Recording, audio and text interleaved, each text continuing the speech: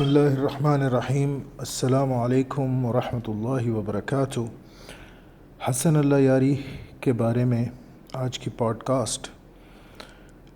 تو اس سے پہلے کہ میں حسن اللہ یاری کے بارے میں موضوع کا باقاعدہ آغاز کروں، اس سے پہلے چند باتیں احباب کی خدمت میں رکھنا ضروری ہیں۔ تو آئیے باقاعدہ ابتدا کرتے ہیں آج کی پوڈ کاسٹ کی۔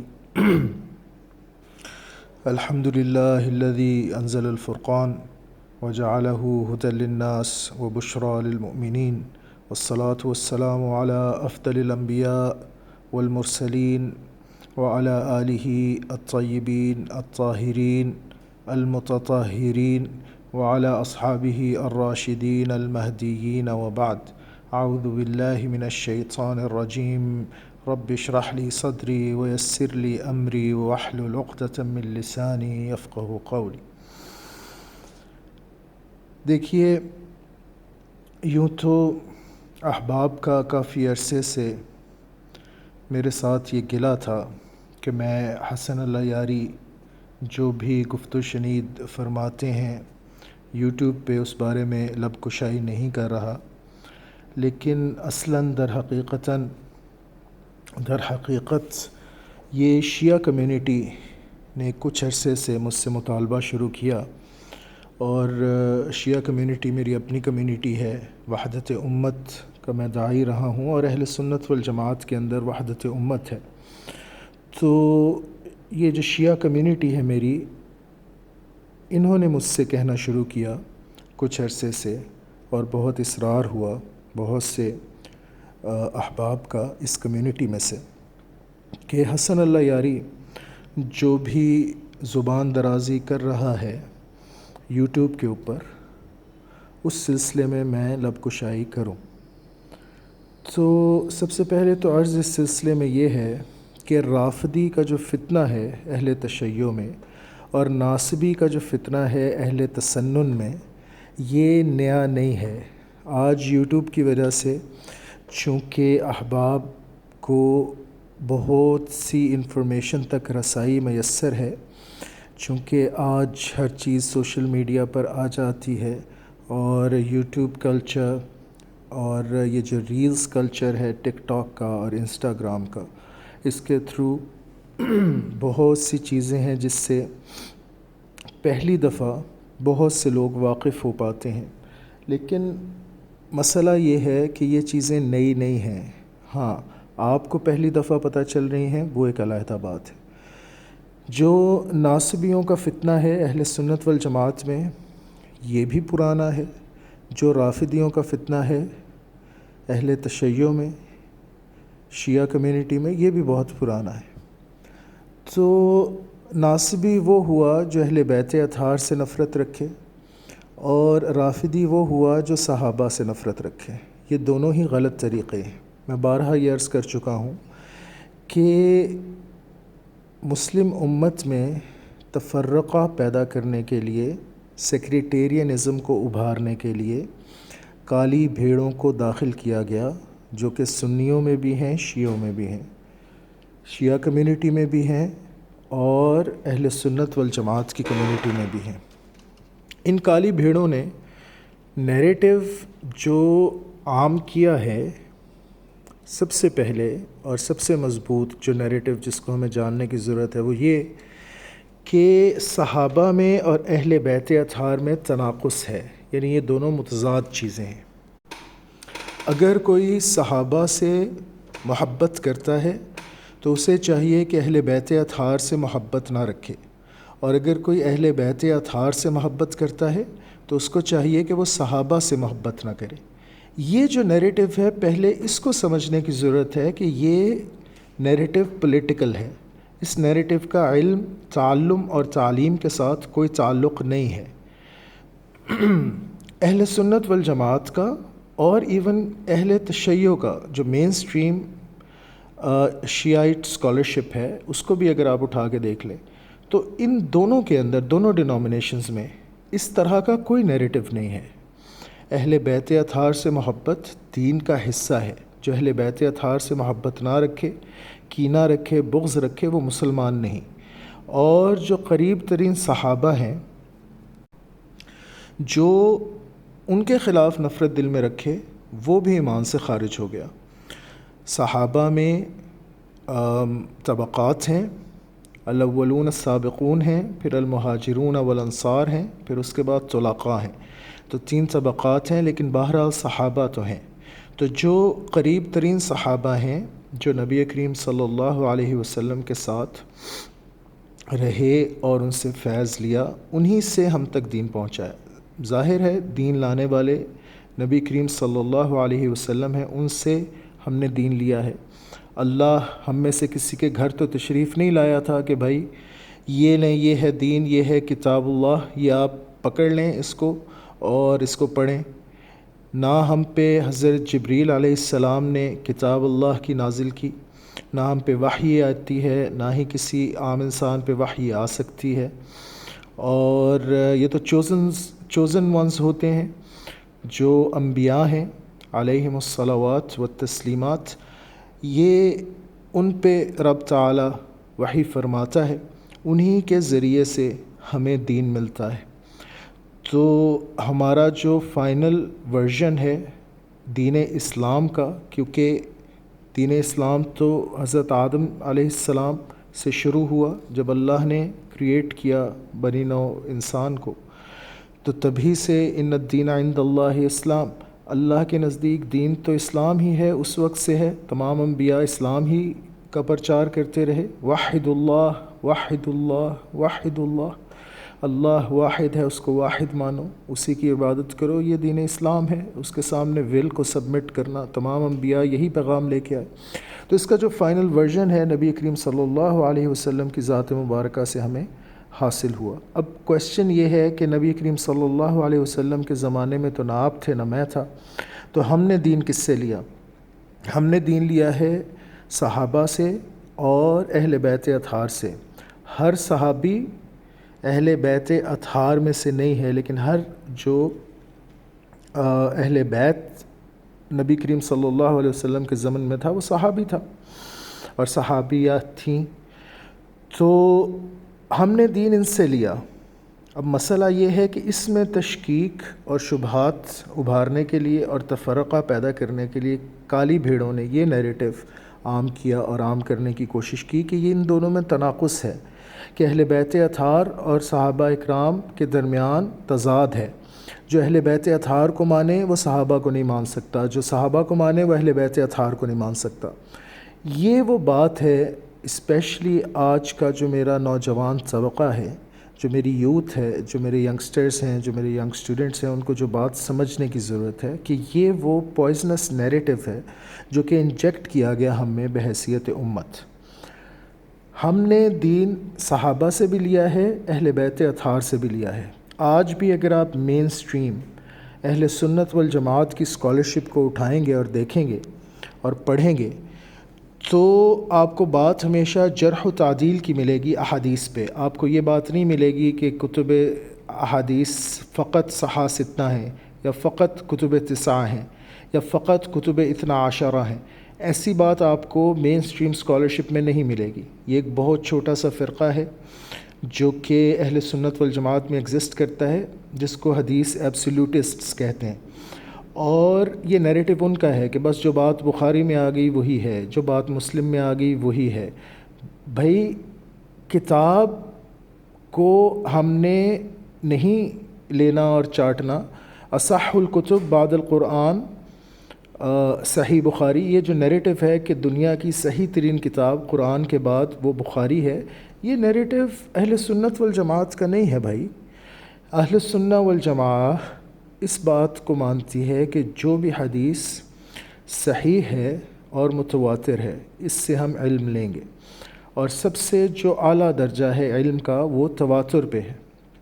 کتاب کوئی بھی ہو، ہم نے دیکھنا ہے جرح و تعدیل کے مطابق روات کو، اسناد کو، یہ جو اسناد کرٹیسزم جس کو کہتے ہیں، اسانید کو دیکھنا ہے ہم نے یہ نہیں دیکھنا کہ یہ بخاری نے کہا ہے یا یہ مسلم لائے ہیں اپنی کتاب میں، یا یہ بخاری لائے ہیں، یا یہ امام احمد لائے ہیں یا یہ امام مالک لائے ہیں یا یہ عبدالرزاق لائے ہیں اپنے مصنف میں.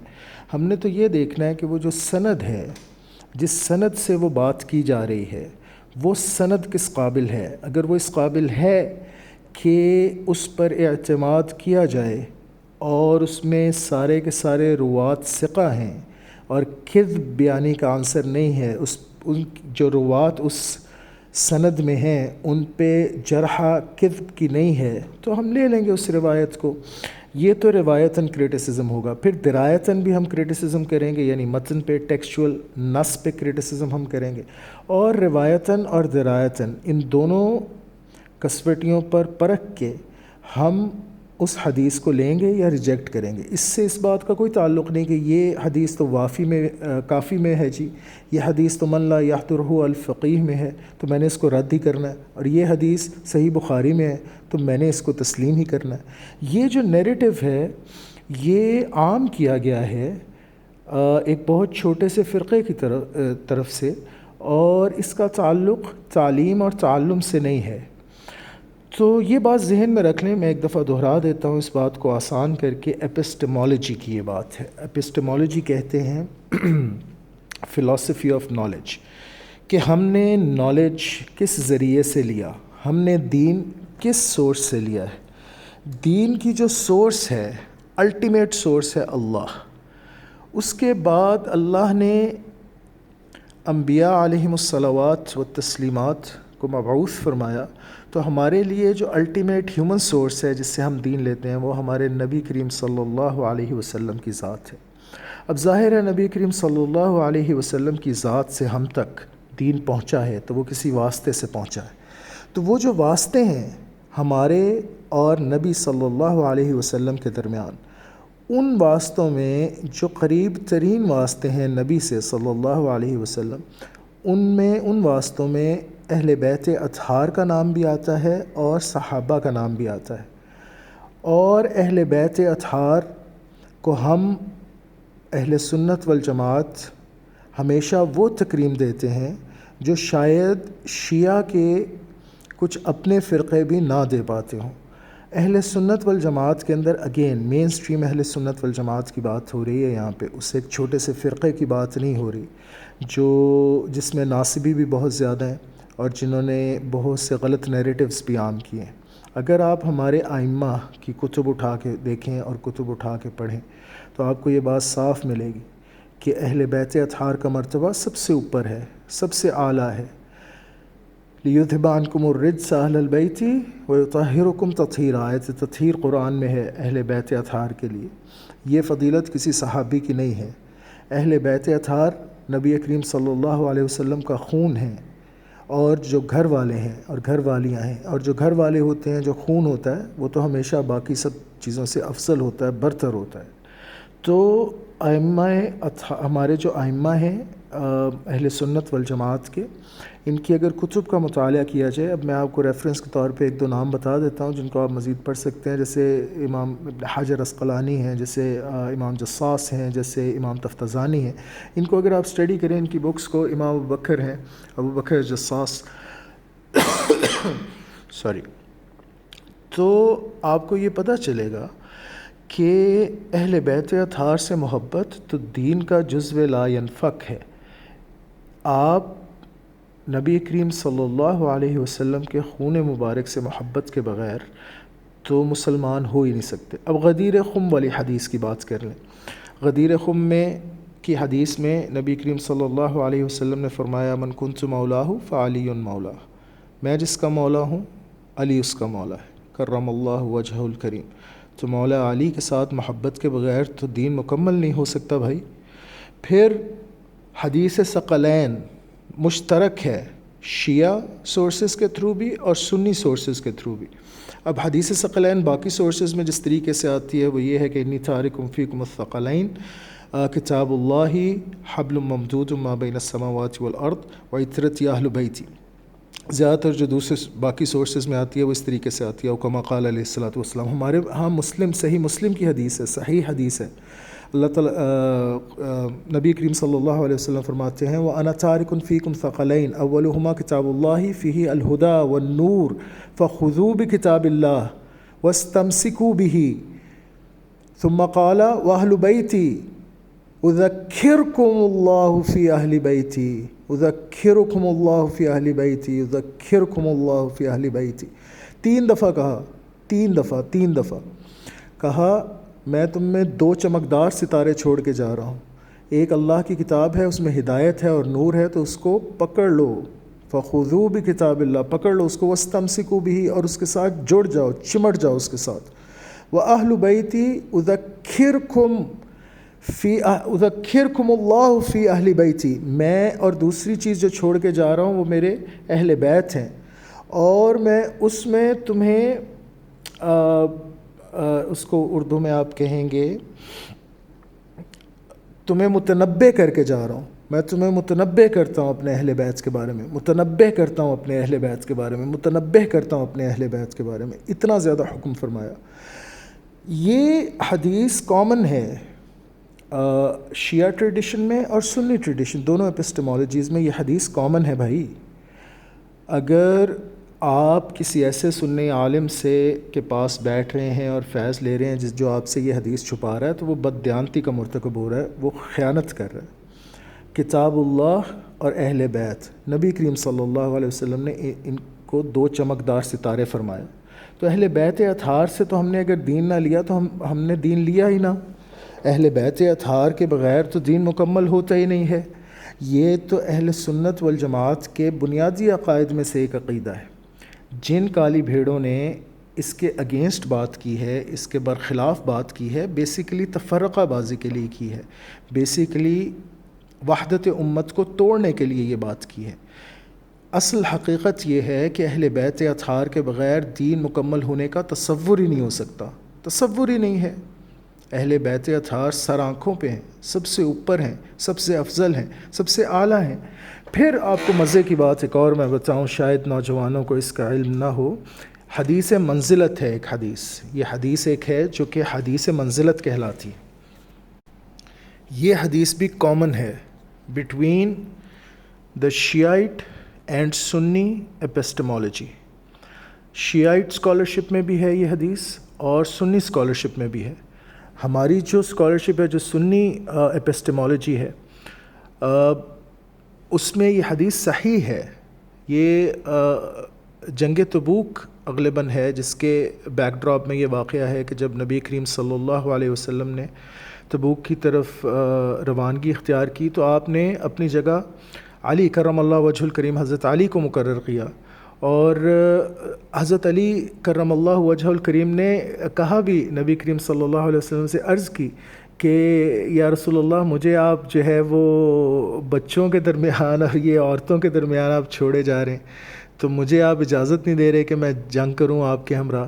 تو آپ صلی اللہ علیہ وسلم نے فرمایا کہ میں آپ کو چھوڑے جا رہا ہوں، تو کیا آپ اس بات پہ راضی نہیں ہیں کہ آپ بمنزلہ ہارون میرے لیے بنے، ان تکون منی بمنزلت ہارون من موسیٰ الا انہ لا نبی بعدی، یہ او کما قال علیہ الصلوۃ والسلام، یہ نبی کریم صلی اللہ علیہ وسلم کے الفاظ ہیں کہ کیا آپ اس بات پہ راضی نہیں کہ آپ میرے لیے ہارون کی منزلت ہوں، ہارون کی طرح ہوں، جس طرح ہارون علیہ السلام موسیٰ علیہ السلام کے لیے تھے۔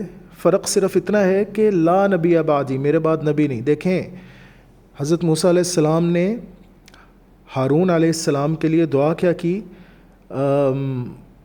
اشدد بہ ازری واشرکہ فی امری کی نسبحک کثیرا ونذکرک کثیرا انک کنت بنا بصیرا، کہ واجعل لی وزیرا من اہلی، اے اللہ میرے اہل میں سے میرے لیے ایک ساتھی مقرر کیجئے، اشدد بہ ازری، میری کمر کو اس کے ذریعے مضبوط فرمائیں، واشرکہ فی امری، اور میرے امر میں، میرے کام میں اس کو شریک فرمائیں۔ کیا کام تھا؟ نبیوں والا کام، اس میں آپ اس کو شریک کریں میرے ساتھ۔ تو اگر بمنزلت ہارون علی کرم اللہ وجہ الکریم ہیں نبی کریم صلی اللہ علیہ وسلم کے، تو ان کے کام میں شریک ہوئے نا، ان کے کام میں شریک ہوئے. پھر باب علم ہیں حضرت علی کرم اللہ وجہ الکریم. یہ چیزیں ہمارے درمیان کامن ہیں.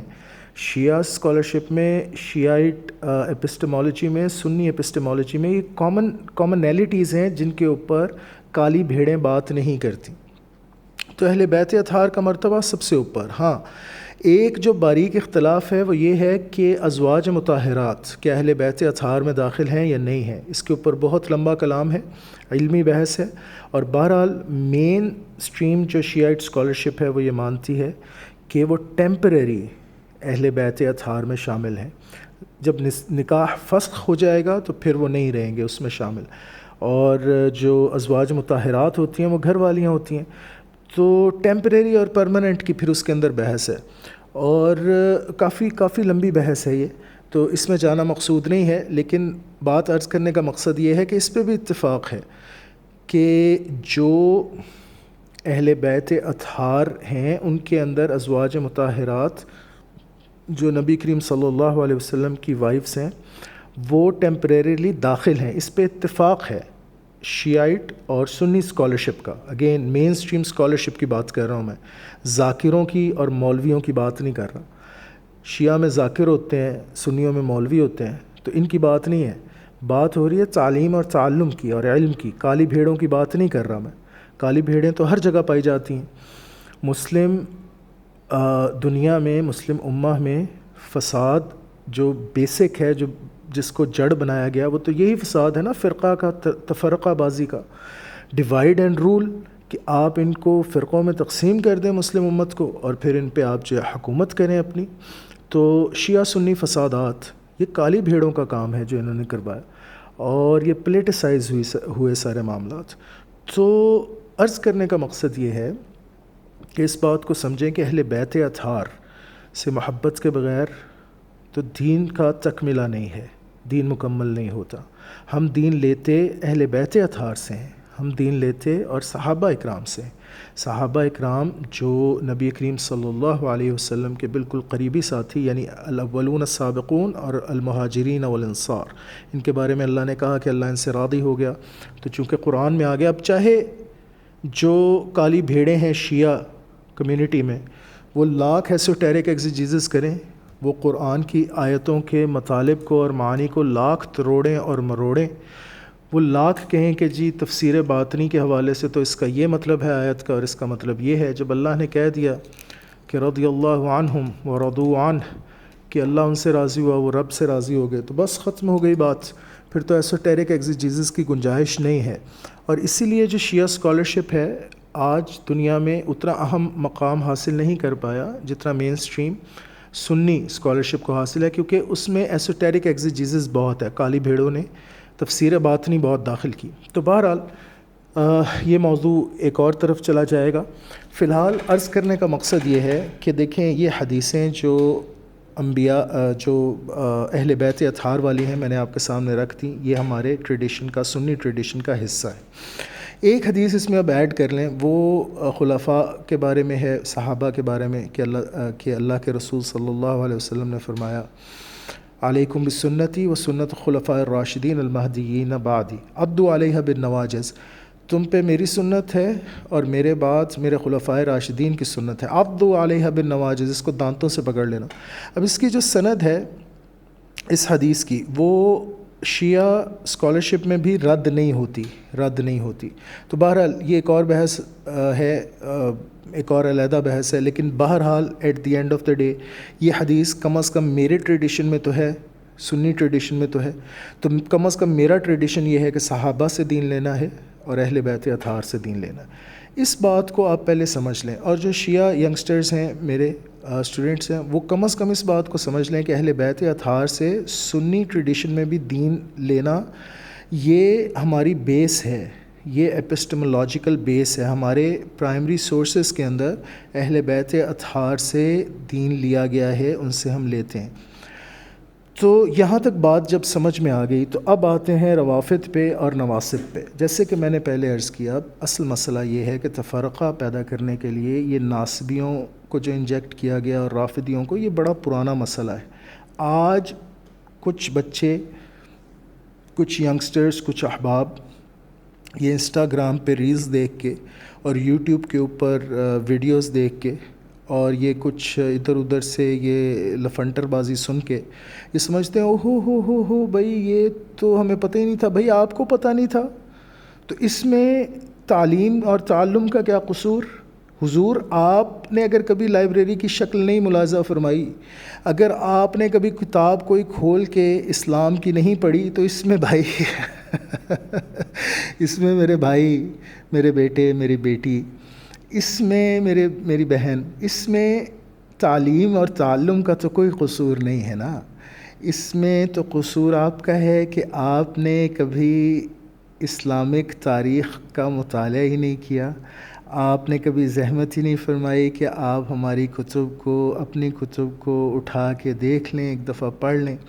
یہ تو کرامتیہ کے زمانے سے بھی قبل کے زمانے کا شیعوں میں مسئلہ ہے، روافد کا، رافضیہ کا. ابن تیمیہ نے بڑا کلام کیا اس پہ اور لوگوں نے بہت لکھا ہے. اتنا زیادہ تفسیر باطنی کرتے ہیں یہ لوگ کہ میں آپ کو بتا نہیں سکتا، ظاہر کو بالکل چھوڑ دیتے ہیں. دیکھیں ایک نص جو ہے، ایک جو ٹیکسٹ ہے قرآن کا، اس کی 4 طریقوں سے انٹرپریٹیشن ہو سکتی ہے، لیکن سب سے جو بڑھ کر انٹرپریٹیشن ہے جس پہ کوئی اختلاف نہیں رہ جاتا کسی کا، وہ تو ظاہر ہے ظاہری لینگویج کے تھرو ہوگی نا. جو کچھ عربی زبان میں بیان کیا جا رہا ہے کسی بھی آیت میں، اس کو کہتے ہیں عبارت النص. اس کی عبارت، ٹیکسٹ کا جو اوریجنل جو متن ہے اس کے حوالے سے جو بات ہو رہی ہے اس کو تو کم از کم آپ لیں گے نا. تو بہت کم آیات ہیں قرآن میں جنہیں آیات متشابہات کہا جاتا ہے، جن کا معنی آپ ایکسٹریکٹ ہی نہیں کر سکتے عبارت سے. اس میں عبارت النص سے آپ انٹرپریٹیشن کر ہی نہیں سکتے. بہت چند آیات ہیں. اس کے علاوہ باقی تو عربی مبین، اللہ خود کہتا ہے کہ بڑی واضح عربی کے اندر یہ قرآن اتارا گیا ہے، بڑی واضح عربی کے اندر. تو جو ظاہر نص ہے، جو نص کا، جو ٹیکسٹ کا جو ظاہر ہے، عبارت ہے، اس کو تو آپ لیں گے، اس کو تو آپ مانیں گے. جب شیعہ روافد وہ ٹیکسٹ کا انکار کر دیں اور کہیں کہ جی نہیں، مثال میں آپ کو مثال دوں تاکہ آپ کو بات سمجھ میں آ جائے. جو پرانے رافضی، یہ میں غالباً شیخ سلمان ایک بہت بڑا رافضی گزرا ہے، اسماعیلی تھا شاید، یا شاید اثنا عشری تھا. اس کی کتاب بھی ہے اصول تفسیر پہ. تو فار ایگزامپل وہ کہتا ہے کہ ان تذبحوا بقرہ، یہ جو سورہ بقرہ کی آیت ہے کہ رب نے جب کہا بنی اسرائیل کو کہ یہ گائے ذبح کرو، تو کہتے ہیں یہاں گائے سے مراد تو اماں عائشہ ہیں رضی اللہ عنہ. ظاہر ہے وہ تو اماں نہیں مانتا. تو وہ کہتے ہیں جی بقرہ سے مراد تو گائے ہے. یہ تو اس زمانے میں حکم آ گیا تھا کہ گائے کو ذبح کریں، یعنی عائشہ رضی اللہ عنہا کو ذبح کر دیں. تو نبی کریم صلی اللہ علیہ وسلم نے طلاق دے دی تھی. اماں عائشہ تو ان کی وائف ہی نہیں تھی. اب آپ مجھے خود بتائیے، یہ جو اس طرح کے ایسوٹیرک ایگزیجیزس ہے، کوئی بھی ذی شعور، کوئی بھی ذی عقل اس پہ کلام کیسے کرے گا؟ کیا بات کرے گا؟ اس سے بندہ کیا بحث کرے؟ کہتا ہے جی یہ ٹیکسٹ کے اندر جو بقرہ کا نام آیا، بقرہ کا جو ذکر آیا گائے کا، یہ تو گائے، اس سے مراد گائے ہے ہی نہیں. اب دیکھیں ٹیکسٹ کا انکار کر دیا. جب آپ نے عربی زبان کا انکار کر دیا، آپ اس سے کیا بحث کریں گے؟ اچھا ایک اور مثال آپ کو دے دوں. تبت یدا ابی لہب وتب، یہ آخری سپارے کی صورت ہے، اس کی آیت ہے پہلی. تو اس کے اندر اللہ تعالیٰ کہہ رہا ہے کہ اللہ نے دونوں ہاتھ توڑ دیے ابو لہب کے اور اسے ہلاک کیا. اب اس کا ترجمہ وہ کیا کر رہا ہے رافضی؟ وہ کر رہا ہے کہ یہ جو یدا ہے، اس کا یہ ہاتھ مراد نہیں ہے، اس سے مراد کون ہے؟ ابو بکر اور عمر معاذ اللہ رضی اللہ عنہم. یعنی اللہ تعالیٰ کیا کہہ رہا ہے؟ تبت یدا ابی لہب و تب میں اللہ کیا کہہ رہا ہے کہ میں نے ابو بکر اور عمر کو ہلاک کر دیا.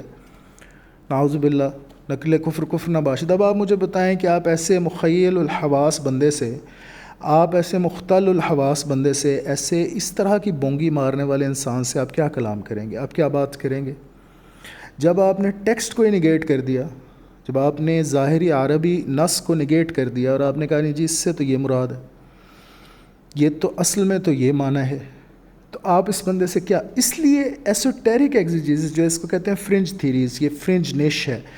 یہ اسکالرشپ میں شیعائٹ اسکالرشپ میں بہت زیادہ ہے، اسی لیے شیعائٹ اسکالرشپ آج بھی دنیا کی مین اسٹریم اسکالرشپ میں اہمیت حاصل نہیں کر سکی۔ پھر یہ لوگ بلیم کرتے ہیں، لوگ کہتے ہیں نہیں جی وہ بنو امیہ ہیں آپ، تو آپ یہ ہیں، تو آپ وہ ہیں، تو آپ نے کبھی شیعہ اسکالرشپ کو اوپر نہیں آنے دیا، ہمیشہ پیسہ جو ہے وہ بنو امیہ میں رہا ہے، بنو معاویہ میں رہا ہے، اس وجہ سے کبھی بھی شیعہ، بھائی شیعہ حضرات کو خود بھی تو چاہیے کہ اپنے گریبان میں بھی تھوڑی سی نگاہ ڈالیں اور دیکھیں کہ آپ یہ جو فرنج تھیریز کو پروموٹ کر رہے ہیں اور آپ یہ جو ایسوٹیرک ایگزیجیزس کو پروموٹ کر رہے ہیں، اس کے بعد اوقات کیا رہ جاتی ہے آپ کے اسکالرشپ کی؟ کوئی بھی ذی شعور ذی عقل شخص، کوئی بھی اکیڈیمک تعلیم اور تعلم سے تعلق رکھنے والا، وہ آپ کو کیا اہمیت دے اس طرح کی بونگیوں کے بعد کیا؟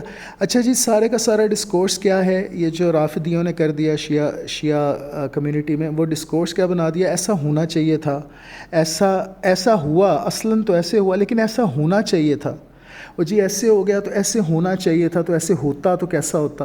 اگین ایسوٹیرک ایگزیجیسس، تاریخ کا ایسوٹیرک ریڈنگ۔ اب اس بات پہ بندہ کیا کلام کرے کہ جی ایسا ہونا چاہیے تھا؟ ایک تاریخ کا ایک فیکٹ ہے، آپ اس فیکٹ کے اوپر بجائے اس کے کہ تعلیم اور تعلم کے حوالے سے بات کریں اور اس کو آپ تعلیمی حوالے سے ڈسکس کریں اور اس کو آپ اس پہ بحث کریں، آپ بحث ساری کی ساری لے ہی اس طرف گئے جی ایسا ہونا چاہیے تھا، ایسا نہیں ہوا تو یہ جو ہوا اس کو ہم نہیں مانتے۔ بھئی ایک فیکٹ ہے، اس کو آپ کیسے نہیں مان رہے؟ ابو بکر پہلے خلیفہ بن گئے، فیکٹ ہے، تاریخ کا فیکٹ ہے، جی ہم نہیں مانتے کیونکہ ایسا ہونا چاہیے نہیں تھا بلکہ ایسا ہونا چاہیے تھا۔ اب اس پہ کوئی آپ سے کیسے بحث کر سکتا ہے؟ ایسا ہونا چاہیے تھا پہ کیا بحث کریں آپ سے؟ جو ہے فیکٹ، بحث تو اس کے اوپر ہوگی۔ آپ میری بات سمجھنے کی کوشش کریں۔ یہ جو ایسوٹیرک ایگزیجیزس ہے نا روافض کا، اس نے بہت نقصان پہنچایا شیعائٹ اسکالرشپ کو، اور آج بھی شیعائٹ اسکالرشپ مین سٹریم اسکالرشپ کا حصہ نہیں ہے، دنیا کے اندر اہمیت کی حامل نہیں ہے، ان کا ایکیڈیمیا ڈیفرنٹ ہے، اپنا نیش ہے۔ ایران میں چند یونیورسٹیاں بنائی ہوئی ہیں جہاں سے اپنی ڈگریز دیتے ہیں، وہ بالکل دنیا میں کہیں بھی ایفیلیٹڈ نہیں ہے۔ ہاں کچھ اسماعیلی ہیں جو کہ بہت آگے آئے تعلیم اور تعلم میں اکیڈیمکلی، جس سے وہ ہیں آسمہ ہلالی ہیں، آکسفورڈ کی پروفیسر ہیں اور کافی بڑی اکیڈیمک ہیں۔ اس طرح کے ایک دو آپ سمجھ لیں کہ کچھ لوگ ہیں جو کہ آگے آئے۔ ادروائز شیعہ جو اسکالرشپ ہے یہ آج دنیا میں کسی قابل نہیں ہے، تو اس بات کو سمجھنے کی ضرورت ہے۔ یہ جو حسن اللہ یاری ہے، یہ جو باتیں کرتا ہے، یہ بیسکلی امت میں تفرقہ پیدا کر رہا ہے، اور یہ کوئی بات نئی ہے، یہ بڑی شروع سے ہے بات۔ اب یہ اس کا نیریٹو کیا بناتا ہے کہ جی تقیہ کیا ہم نے شروع سے کر رہے ہیں، اب ہمیں کرنے کی ضرورت نہیں۔ اس کا تقیہ سے کوئی تعلق نہیں ہے، یہ ایگزیجریٹ کر رہے ہیں آپ۔ اب بہت سی چیزوں کو تروڑ مروڑ ہے۔ آپ رافضی ہیں، اور رافضی خود اپنے منہ سے کہتے ہیں کہ ہم روافض ہیں، ہمیں رافضی ہونے پہ فخر ہے، کیونکہ یہ حضرت علی کرم اللہ وجہ الکریم کو بھی رافضی اپنے جیسا بنانے کی کوشش کرتے ہیں۔ میں نے جیسے کہ پہلے بھی عرض کیا کہ یہ عربی کا لفظ ہے، رفض و ابا، تو اس حوالے سے عربی لینگویج کے حوالے سے اس کا معنی کر کے اس میں داخل کرتے ہیں۔ تو بہرحال عرض کرنے کا مقصد یہ ہے کہ بھائی حسن اللہ یاری رافضی ہے، اس طرح کے بے شمار رافضی گزرے، کیا پدی اور کیا پدی کا شوربہ، یہ کوئی نیا تھوڑی ہے، یہ کوئی پہلی دفعہ تھوڑی یہ باتیں کر رہا ہے۔ آپ کا کیا خیال ہے کہ یہ جتنے ریفرنسز لاتا ہے دنیا میں کسی اور نے نہیں پڑھے؟ کوئی اور دنیا میں ایسا شخص گزرے ہی نہیں جو عربی جانتا ہو، پڑھتا ہو، جو عربی کی کتابیں پڑھ سکتا ہو، کوئی نہیں ایسا۔ یہ جن کتابوں سے حوالے دے رہا ہے وہ کتابیں دنیا میں کسی نے نہیں کبھی پڑھی، ٹھیک ہے نا؟ تو آپ بات سمجھنے کی کوشش کریں، یہ بڑا پرانا فتنہ ہے۔ حسن اللہ یاری کا ایج یہ ہے جیسے انجینئر محمد علی مرزا کا ایج ہے کہ یہ یوٹیوبر ہے۔ اس سے پہلے کوئی رافضی اتنا مشہور یوٹیوبر تھا ہی نہیں، جیسے انجینئر محمد علی مرزا سے پہلے کوئی اس لیول کا معذرت کے ساتھ کوئی اس لیول کا جاہل کبھی یوٹیوبر تھا ہی نہیں۔ تو اسی طریقے سے حسن اللہ یاری سے پہلے کوئی رافضی اس لیول کا یوٹیوبر تھا نہیں، تو آپ لوگوں کو اب پتہ چل رہی ہیں باتیں، تو آپ حیران ہوتے ہیں کہ ہو جی یہ بھی ہے تو وہ بھی۔ بھائی یہ بڑی شروع سے ہے، یہ شروع سے یہ نیریٹو ہے رافضیوں کا۔ اور جب آپ کہتے ہیں جی رد کریں، او بھائی بات یہ ہے کہ ہزارہا رد ہو چکے، کتابوں میں محفوظ ہیں، موجود ہیں۔ میں آپ کو ایک چھوٹی سی مثال دیتا ہوں، زیادہ ٹائم مجھے ضائع کرنے کی اس بات پہ ضرورت نہیں ہے۔ جیسا کہ میں پہلے بھی کہہ چکا ہوں کہ آپ حسن اللہ یاری صاحب کو بٹھائیں ہمارے سامنے کسی بھی نیوٹرل فورم پہ جو ایڈجوڈیکیٹڈ ہو پراپر، جس میں ایڈجوڈیکیٹر آپ کو بٹھانا پڑے گا۔ اب ان کو کال تو میں نہیں کروں گا آبویسلی، یہ تو بولنے کا موقع نہیں دیتے کسی کو۔ جب آپ کسی کے ساتھ مناظرہ کرتے ہیں تو کبھی اس کے پلیٹ فارم پہ نہیں کرتے، آپ ہمیشہ ایک نیوٹرل پلیٹ فارم پہ مناظرہ کرتے ہیں۔ یہ جو آپ دیکھتے ہیں ان کی ویڈیوز پہ مناظرات، اور میں نے مناظرہ کیا، اپنی کال ہی ملا کے اپنے پلیٹ فارم پہ لے لیا، اور پھر وہاں پہ اچھا عربی فصحیٰ بولتا ہے حسن، عربی فصحیٰ بولتا ہے، اس کو عامیہ نہیں آتی۔ کتابوں سے پڑھ کے نا، گرامر پڑھ کے اور یہ صرف اور نحو کی کتابیں پڑھ کے عربی سیکھی ہے۔ تو میں تو اس سے ملوں گا حسن بھائی سے تو ہم پوچھیں گے ششبیک شو بتحکی یا غلام، ہم تو ایسے پوچھیں گے بھائی، ہم تو استطيع ان اتكلم باللغة العربية فصحى، میں فصحى عربی بول لیتا ہوں، لیکن فصحى عربی بولنے والے یہ مولوی ہے جو ذاکر ہے نا، یہ مولوی ہے، یہ حسن اللہ یاری۔ تو اس طرح کے لوگوں سے نا ذرا تھوڑا آپ دھیان سے باتیں ان کی سنا کریں، کیونکہ یہ بڑی ڈنڈیاں مارتے ہیں۔ اچھا ایک مثال آپ کو دے دوں، آپ کہیں گے کہ جتنی لمبی آپ پوڈ کاسٹ کر رہے ہیں بس جنرلی کوئی آپ نے اسپیسیفک بات نہیں کی، تو یہ بھی گلہ آپ کا دور کر دوں اور متحقق کر دوں حجت کہ سند رہے اور بوقت ضرورت کام آئے۔ اس کے 2-3 پوائنٹس ہیں، مین جو پوائنٹس ہیں اس میں سے بڑی جلدی سے ٹچ کرتا ہوں میں۔ ایک تو یہ قرآن کے حوالے سے اس نے تناقض کی بات بھی کی، تحریف کی بات بھی کی، کہ قرآن میں تناقض بھی ہے، اور یہ اثنا عشریہ امامیہ عقیدہ بھی ہے کہ قرآن کی اصلاً تو زیادہ آیات تھیں جس میں سے بہت کم ہم تک پہنچی ہیں، تقریباً نصف سے بھی کم ہم تک پہنچی ہیں، باقی ساری خرد برد کر دیں صحابہ نے جمع کرتے ہوئے، کیونکہ حضرت علی کرم اللہ وجہ الکریم نے جو قرآن جمع کیا تھا اس کو انہوں نے ڈسکارڈ کر دیا۔ پہلا تو اس کا یہ نیریٹو ہے، اور بار بار ذکر کرتا ہے فصل الخطاب، فصل الخطاب، فصل الخطاب فی تحریف کتاب رب الارباب۔ پتہ نہیں یہ کون سا ایڈیشن ہے جو فصل الخطاب کا پڑھا ہے، اس سے بھی بہتر کتاب آج مارکیٹ میں موجود ہے فصل الخطاب سے بھی۔ تو ایک تو اس کا یہ میجر نیریٹو ہے۔ دوسرا جس پوائنٹ پہ یہ اکثر بات کرتا ہے اور بڑا خوش ہوتا ہے، ٹپوسیاں مارتا ہے بحث کر کے چھوٹے چھوٹے پدے مولویوں سے، اپنی منی مولوی بنائے ہوئے ہیں جی، فلان پھاڑ لو جی، فلان پھاڑ لو، فلان پھاڑ کے کال ملا لو، تو بیٹھتے بھی اس کے سامنے وہ ہیں جنہیں آتا جاتا کچھ نہیں ہے۔ عربی کے اندر جو مناظرے میں نے دیکھے میں حیران رہ گیا کہ وہ ایسے اس نے لوگ پکڑے ہیں جن کو کچھ الف بے بھی نہیں پتہ، کوئی جن کا تعلیم اور تعلم سے تعلق واسطہ نہیں ہے، دور دور تک ایکیڈیمکس ہے ہی نہیں، جنرل آڈینس ہے، اس سے پکڑ کے، مطلب جنرل آڈینس سے تھوڑا سا بڑھ کے آپ سمجھ لیں کہ کچھ مطالعہ ہے ان کا، کچھ یوٹیوب ایک دو کے تو یوٹیوب چینلز بھی ہیں، اور ان سے پکڑ کے اپنی بات کو گھما پھرا کے کرتا رہتا ہے، بار بار موقع بھی نہیں دیتا بولنے کا دوسروں کو۔ تو بہرحال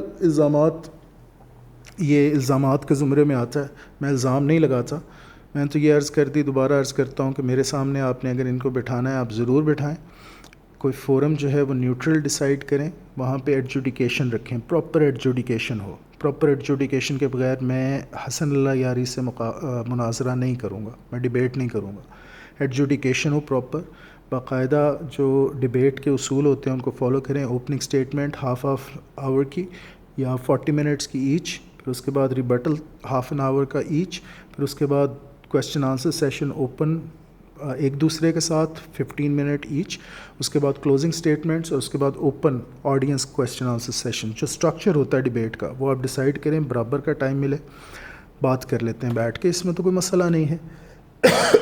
تو تحریف قرآن کے حوالے سے پہلی بات تو آ گئی۔ دوسری بات یہ جو بار بار جو کرتا ہے وہ یہ کرتا ہے کہ جی ابو بکر رضی اللہ تعالیٰ عنہ کی جی فضیلت ثابت کر دیں، جی ایمان ثابت کر دیں۔ بھائی آپ کے اوپر ہے برڈن آف پروف، جن چیزوں سے یہ ابو بکر رضی اللہ تعالیٰ عنہ کی معاذ اللہ منافقت ثابت کرنے کی کوشش کرتا ہے، آپ خود ایک دفعہ دھیان سے ان چیزوں کو سن کے مجھے بتا دیں کہ کیا یہ سارے کا سارا ایسوٹیرک ایگزیجیزز نہیں ہے۔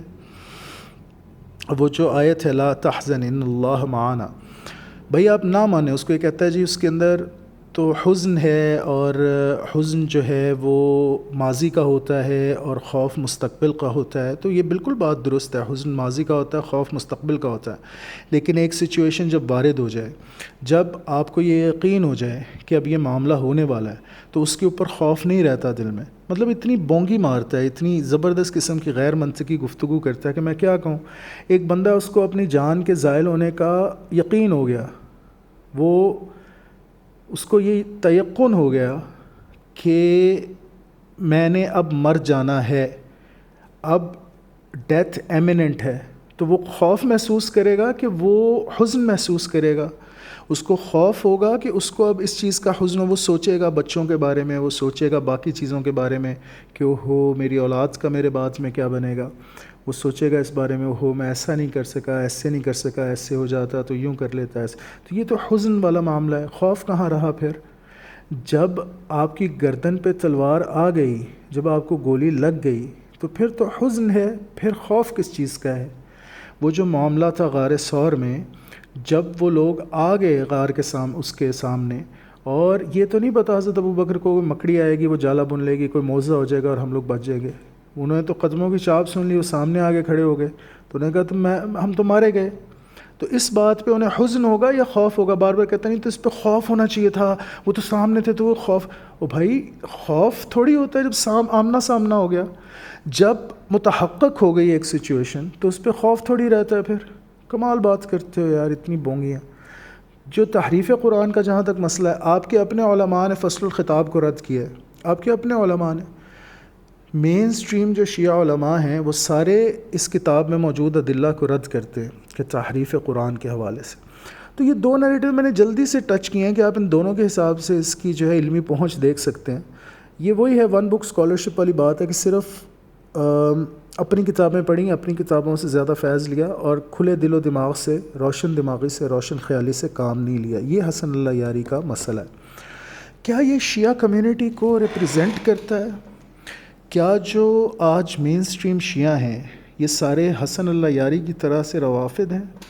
تو اب یہ سب سے امپورٹنٹ بات ہے جو آج کی پوڈ کاسٹ میں آپ سے عرض کرنا چاہ رہا ہوں. بھائیوں، بہنوں، میرے بزرگوں، ماؤں، بچوں، بڑے، بوڑھے، چھوٹے، نوجوان، سب پلیز کالی بھیڑوں کو پہچانیں. یہ شیعہ کمیونٹی میں بھی ہیں، سنی کمیونٹی میں بھی ہیں. حسن اللہ یاری شیعہ کا ریپریزنٹیٹیو نہیں ہے، شیعہ کمیونٹی کو ریپریزنٹ نہیں کرتا. شیعہ کمیونٹی جو مین سٹریم شیعہ کمیونٹی ہے، ان کے ساتھ ہماری وحدت ہے، وحدت امت ہے. وہ ہمارے بھائی ہیں، بہنیں ہیں، مائیں ہیں، بیٹیاں ہیں، بڑے ہیں، چھوٹے ہیں. ہم ان کے ساتھ کندھے سے کندھا ملا کے کھڑے ہیں، وہ ہمارے ساتھ کندھے سے کندھا ملا کے کھڑے ہیں. ہم ان کے ساتھ شریک ہیں، وہ ہمارے ساتھ شریک ہیں، ہر طرح سے، سوسائٹی میں، باقی کاموں میں. حسن اللہ یاری جیسے روافد، بلکہ یہ تو غالی رافدی ہے. میں غلات کی بات نہیں کر رہا، یہ غلو کرتا ہے رفت میں، تو یہ غالی رافدی ہے. اس جیسے لوگ تو کالی بھیڑیں ہیں. اگر آپ سنی علماء کو بھی سنیں جو تبرہ کرتے ہیں اہل بیت اطہار سے، وہ بھی کالی بھیڑیں ہیں. وہ اہل سنت والجماعت کی کالی بھیڑیں، یہ شیعہ کمیونٹی کی کالی بھیڑیں. خدا را ان کو پہچانیں، ان کا وکٹم مت بنیں، وکٹم مت بنیں. ان کے نیریٹو کا شکار مت ہوں. آنکھیں کھولیں اور کان کھولیں، کان کھول کے سنیں، آنکھیں کھول کے دیکھیں، اور پھر دماغ کو کھولیں، تحقیق کریں، خود ریسرچ کریں، تاکہ آپ کو پتہ چلے کہ حقیقت کیا ہے. جو یہ پی ڈی ایفs دکھا رہا ہے اپنی اس پہ سرفیس پرو پہ، یہی پی ڈی ایفs نیٹ پہ سب کے لیے اویلیبل ہیں. انہی کتب کو آپ بھی ڈاؤن لوڈ کر سکتے ہیں. آپ ڈاؤن لوڈ کریں، خود پڑھیں کانٹیکسٹ میں، اس سے پہلے پڑھیں، اس سے بعد میں پڑھیں. جہاں سے یہ دکھا رہا ہے آپ کو بات ساری سمجھ آ جائے گی. فصل الخطاب آپ کو نیٹ پہ نہیں ملے گی، ذرا دیکھیں، اس کو ڈاؤن لوڈ کریں، اس کتاب کو پڑھیں، ذرا خود نیٹ پہ سرچ کریں کہ تحریف قرآن کا معاملہ کیا ہے. یہ کون اس کے قائل ہیں؟ جو اس کا قائل ہے تحریف قرآن کا، وہ کافر ہے.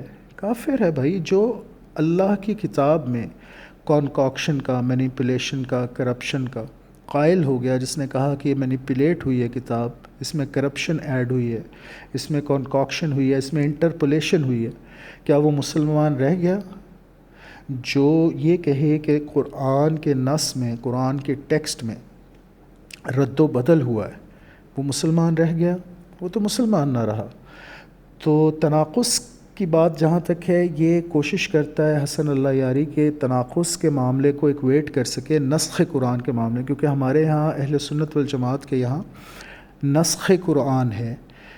تو یہ جب کہتا ہے کہ جی تناقض کے ہم قائل ہیں تو سنی بھی تو نسخ کے قائل ہیں، تو یہ وہی بات آ گئی نا اٹکل پچو والی، وہی بات آ گئی بددیانتی والی۔ نسخ قرآن کا معاملہ فرق ہے، تناقض جس کا یہ قائل ہے اس کا معاملہ فرق ہے۔ تو ان چیزوں کو دیکھیں، خود ان چیزوں کو خود پڑھیں، خود اسٹڈی کریں۔ یہ جو آپ جلدی سے پریشان ہو جاتے ہیں اور جلدی سے آپ کنفیوز ہو جاتے ہیں ایک ریل دیکھ کے، 1 منٹ کی یا 10 منٹ کا ایک ویڈیو کلپ دیکھ کے، اس کی بجائے تحقیق کریں، دیکھیں، خود پڑھیں، ریسرچ کریں۔ یہ کالی بھیڑیں ہیں، یہ رافضی ہے، یہ شیعہ کمیونٹی کو ریپرزینٹ نہیں کرتا حسن اللہ یاری۔ شیعہ کمیونٹی ان عقائد کی حامل نہیں ہے جو مین سٹریم شیعہ کمیونٹی ہے۔ تو کائنڈلی اس بات کو سمجھ لیں۔ اسی طریقے سے سنی کمیونٹی کے اندر جو لوگ یزید کو علیہ رحمہ کہتے ہیں، رضی اللہ عنہ کہتے ہیں، یہ کالی بھیڑیں ہیں بھائی، یہ سنی کمیونٹی کے ریپرزینٹیوز نہیں ہیں جو اہل بیت اطہار سے تبرہ کرتے ہیں یا یزید کو اس طرح سے جو ہے وہ پورٹرے کرتے ہیں۔ اوبویسلی یہ ہمارے یہاں کی کالی بھیڑیں ہیں، یہ سنی کمیونٹی کی کالی بھیڑیں، یہ جو حسن اللہ یاری جیسے لوگ ہیں شیعہ کمیونٹی کی کالی بھیڑیں۔ تو کالی بھیڑوں کے پیچھے مت لگیں، وحدت امت ہے۔ ہم لوگوں کے درمیان تفرقہ بازی کی جو کوششیں ہیں شیعہ اور سنی کے درمیان، ان کوششوں کو بارآور مت ہونے دیں، ان کوششوں کو کامیاب مت ہونے دیں۔ شیعہ سنی بھائی بھائی اخوت ہے، کل جسد، ایک جسم کی مانند ہیں شیعہ سنی، ہم لوگ مسلمان بھائی بہن ہیں آپس میں، ہم ایک جسم کی مانند ہیں، ہمارے درمیان کوئی مسئلہ نہیں ہے بھائی، کوئی مسئلہ نہیں ہے۔ یہ جو مسئلے پیدا کرتے ہیں یہ لوگ، ان سے فوری طور پہ آپ کے کان کھڑے ہو جانے چاہیے اور فوری طور پہ آپ کو پہچان جانا چاہیے کہ یہ تفرقہ بازی اور پولیٹیسائزیشن کے تھرو ہمارے درمیان پھوٹ ڈال رہے ہیں۔ تو آج کے لیے میرا خیال ہے اتنا عرض کرنا کافی ہے، باقی کسی اور وقت موقع ملا تو، کیونکہ یہ بھی بڑا اصرار ہے اسٹوڈنٹس کی طرف سے کہ جی آپ اس کی ایک ویڈیو پکڑیں حسن اللہ یاری کی اور اس کا پورا مفصل جواب دیں، تو ایک آدھی کوئی ویڈیو اس کی کسی وقت ٹائم ملا تو پکڑ لوں گا۔ تھوڑا سا ظاہر ہے اس کے لیے آپ کے پاس وقت ہونا ضروری ہوتا ہے، نہیں تو اتنی جلدی بہت سی چیزیں ہیں جو میسر نہیں آتی، ظاہر ہے حوالہ جات نکالنے ہوتے ہیں اور ان ساری چیزوں میں ٹائم لگتا ہے تھوڑا۔ تو کچھ معاملات ایسے ہوتے ہیں میرے کہ میں بہت زیادہ وقت نہیں نکال پاتا، تو آپ دعا کریں میرے حق میں، اللہ تعالیٰ مجھے وقت جو ہے وہ میسر کرے اور توفیق دے۔ میں انشاءاللہ تعالیٰ جلد ہی اس کی کسی ایک ویڈیو کو پکڑ کے، کسی ایک چیز کو پکڑ کے ڈائریکٹلی آپ کو اس کا جواب بھی دے دوں گا۔ فی الحال یہ بات امید ہے آپ کی سمجھ میں آ گئی ہوگی۔ 2-3 ٹاپکس پہ میں نے بڑا جلدی سے ٹچ کیا ہے، ان ٹاپکس کو سمجھ لیں، تحریف قرآن کا معاملہ اور دوسرا حضرت ابوبکر رضی اللہ تعالیٰ عنہ کا معاملہ، ان دونوں کو بھی آپ دیکھیں گے۔ یہ جو میں نے آپ کو باتیں بتائی ہیں ان کے حوالے سے تو آپ کا ذہن انشاءاللہ کھلے گا، رسا ہوگا اور آپ کو بات سمجھ میں آ جائے گی کہ یہ لوگ کیسے دھوکہ دیتے ہیں۔ اقول قولی ھذا واستغفر اللہ لی ولکم ولسائر المسلمین والمسلمات والمؤمنین والمؤمنات الاحیاء منا والموات وما علی الا البلاغ المبین۔ بہت شکریہ آپ لوگوں کا، جزاک اللہ احسن الجزا کہ آپ نے اتنا وقت میرے لیے نکالا۔ والسلام علیکم ورحمۃ اللہ وبرکاتہ۔